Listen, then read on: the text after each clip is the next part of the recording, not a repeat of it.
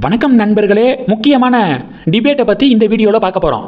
விகடனில் தமிழிசை அக்கா அண்ணாமலையை failed person, தோல்வி அடைந்தவர் அப்படின்னு சொல்லிட்டு பேசினாங்களே, அதுக்கு தான் நேற்றுலேருந்து இப்போ வரைக்கும் அண்ணாமலை சப்போர்ட்டர்ஸ் பதிலடி கொடுக்குறாங்க. 2024 பாராளுமன்ற தேர்தலில் அண்ணாமலை கோயம்புத்தூரில் தோல்வி அடைஞ்சார்ல, அதுக்கப்புறம் கனிமொழி ஒரு விஷயம் சொன்னாங்க. அண்ணாமலை தோத்துட்டாரு, அவருடைய மாநில தலைவர் பதவியை பறிக்கணும், அவர் மாநில தலைவராக இருக்கிறது திமுகவுக்கு பயங்கர பிரச்சனையை ஏற்படுத்துனுச்சு. ஏன்னா டிஎம்கே ஃபைல்ஸு, ஆடியோ, இது மாதிரி பல விஷயங்களை டிஎம்கேவுக்கு எதிராக அண்ணாமலை லீக் பண்ணிக்கிட்டே இருந்தார். அதனால இவர் மாநில தலைவர் பொறுப்பில் இருந்து போனால் போதும் அப்படிங்கிற நிலைமைக்கு டிஎம்கே தள்ளப்பட்டாங்க. அதனுடைய வெளிப்பாடாக கனிமொழி என்ன சொன்னாங்க, தேர்தலில் தோத்துட்டாரு அண்ணாமலை, அவர் தலைவர் பொறுப்பிலிருந்து நீக்கப்படணும் அப்படின்னு சொல்லிட்டு ஒரு கருத்து தெரிவித்தாங்க. அதுக்கு அண்ணாமலை சொன்னார், என்னுடைய அப்பா கருணாநிதி கிடையாது ஈஸியாக ஜெயிக்கிறதுக்கு. அப்பாவுடைய பேரை பயன்படுத்தி கனிமொழி ஜெயிக்கிறாங்க. ஆனால் என்னுடைய அப்பா குப்புசாமி, நான் குப்புசாமியுடைய மகன், என்னுடைய வெற்றி கொஞ்சம் லேட்டாக தான் கிடைக்கும், ஆனால் ஸ்ட்ராங்காக கிடைக்கும் அப்படின்னு அண்ணாமலை பேசின வீடியோ இன்றைக்கும் வைரலாக பல வாட்ஸ்அப் ஸ்டேட்டஸில் பார்க்க முடியும். அப்படிப்பட்ட சூழலில் தமிழிசை அக்கா அண்ணாமலையை ஃபெயில்டு பர்சன் அப்படின்னு சொல்லலாமா?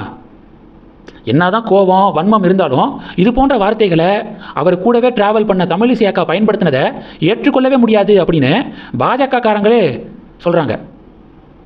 இன்னும் 4 பேட்டி இது மாதிரி கொடுங்க, தமிழக பாஜகவில் இருக்கக்கூடிய 4000 பேரும் அண்ணாமலை பக்கம் போயிடுவாங்க. ஏன்னா இருந்த எல்லாமே அண்ணாமலை பக்கம் போயிட்டாங்க. இப்போ இது மாதிரி இவங்கெல்லாம் பேட்டி கொடுக்குறத பார்த்தா மீதி இருக்கக்கூடிய 4000 பேரும் போயிடுவாங்க அப்படின்னு பொலிட்டிக்கல் கமெண்டேட்டர்ஸ் பதிவுகள் போடுறாங்க. ஃபெயில்டு பர்சன் அப்படின்னா அண்ணாமலையை சொல்ல தமிழிசை அக்காவுக்கு என்ன தகுதி இருக்குது அப்படிங்கிறதான் பலருடைய கேள்வியாக இருக்குது. அதுக்கு சில உதாரணங்களும் பார்க்க முடியுது. முதல் உதாரணம், தமிழிசை அக்கா 25-30 வருடங்களாக ஒரே பூத்தில் இருக்கக்கூடிய வீட்டில் தான் இருக்காங்க. அவங்களுடைய வாக்கு சாவடியில் கூட 25-30 வருடங்களாக அக்கா போய் ஓட்டு போடக்கூடிய வாக்கு சாவடியில் கூட பிஜேபியை ஃபஸ்ட்டுக்கு கொண்டு வந்ததில்லை அக்கா. 2024 பார்த்தீங்கன்னா அக்காவுடைய பூத்தில் பிஜேபி செகண்ட் வாங்கினுச்சு. 2026 அக்காவுடைய பூத்தில் என்டிஏ 3வது இடம். தன்னுடைய பூத்திலேயே கட்சியை ஃபஸ்ட்டுக்கு கொண்டு வரல. இதில் அண்ணாமலையை ஃபெயில்டு பொலிட்டீஷியன், ஃபெயில்டு பர்சன் அப்படின்னு எப்படி சொல்கிறாங்கங்கிறதே தெரியல. இன்னொரு விஷயம், 2006 அக்கா தேர்தலை சந்திச்சுக்கிட்டு இருக்காங்க. எல்லா தேர்தலையும் தோல்வி, அதை பற்றி நான் பேசலை. இதில் முக்கியமான ஒரு புள்ளி விவரம் இருக்குது. 2006, 2009, 2011, 2016, 2019, 2024, 2026 இந்த வருடங்களில் நடந்த பொது தேர்தலில் அக்கா போட்டியிட்டு இருக்காங்க. இது வரைக்கும் அவங்க போட்டியிட்ட தொகுதியில் ஓட் பர்சன்டேஜ் அதிகமாக வாங்கின ஓட் பர்சன்டேஜ் எவ்வளோ தெரியுமா? 26%.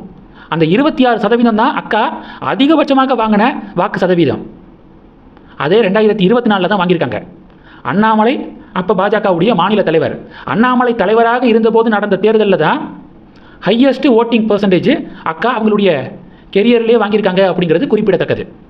2019, 26 அதிமுகவோடு கூட்டணி அமைச்சும் 21% தான் வாங்கியிருந்தாங்க.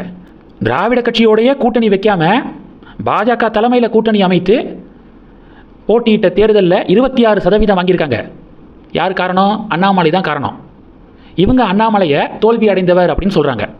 இது எல்லாத்த விட சுவாரஸ்யமான விஷயம், 2017 ஆர்கே நகர் பை எலெக்ஷன் பாஜக வாங்கின ஓட்டு எவ்வளோ தெரியுமா?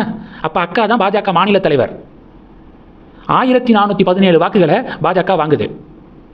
அந்த பை எலெக்ஷனில் நோட்டாவுக்கு எவ்வளோ வாக்குகள் தெரியுமா விழுந்துச்சு? 2373. பாஜகவுக்கு 1417, நோட்டாவுக்கு 2373. இப்போ அக்கா சொல்கிறாங்க, காங்கிரஸ் மத்தியில் ஆட்சியில் இருந்தபோது நாங்கள் பாஜகவில் பயணித்து கட்சியை வளர்த்தோம். ஆனால் அண்ணாமலை அப்படியா? அவர் மாநில தலைவராக இருக்கும்போது பாஜக மத்தியில் சுப்ரீம் பவராக இருந்துச்சு, அப்போவே அண்ணாமலையினால் கட்சியை வளர்க்க முடியலை அப்படிங்கிற மாதிரி பேசியிருக்காங்க. 2017 ஆர்கே நகர் பை எலெக்ஷனில் மத்தியில் யாருடைய ஆட்சி? மோடி ஆட்சி, பிஜேபி ஆட்சி. நோட்டாவை விட கம்மியாக பாஜக வாங்குறாங்க தமிழகத்தில். மாநில தலைவர் தமிழிசை அக்கா தன்னுடைய கெரியரில் இப்படிப்பட்ட வரலாற்று சிறப்புமிக்க சாதனைகளை வச்சுட்டு அண்ணாமலையை பார்த்து ஃபெயில்டு பர்சன் அப்படின்னு சொல்கிறதுக்கு என்ன தகுதி இருக்குது? இந்த கேள்வியை தான் நான் ஸ்டாப்பாக நேற்றுலேருந்து இப்போ வரைக்கும் சோசியல் மீடியா பக்கம் போனாலே பார்க்க முடியுது. இந்த செய்திகளை பற்றி உங்களுடைய பார்வைகளை கமெண்ட் பண்ணுங்கள். தொடர்ந்து கணக்கில் இருங்க. அடுத்தடுத்து நிறையா பதிவுகளை பார்க்க போகிறோம். நன்றி. ஜெய்ஹிந்த்.